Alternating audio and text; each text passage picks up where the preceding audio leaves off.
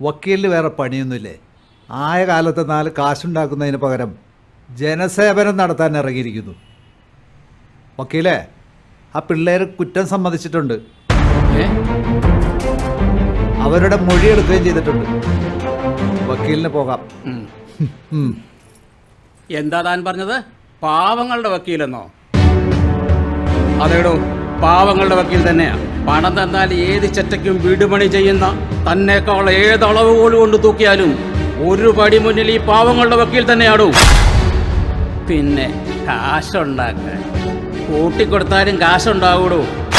താൻ ചെയ്യുന്ന ഈ പണിയേക്കാൾ നല്ലത് ആ പണിക്ക് പോവുക. മിണ്ടിപ്പോരുത്.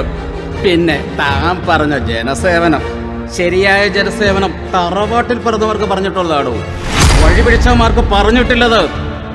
അപ്പം വരട്ടെ SI സാറേ.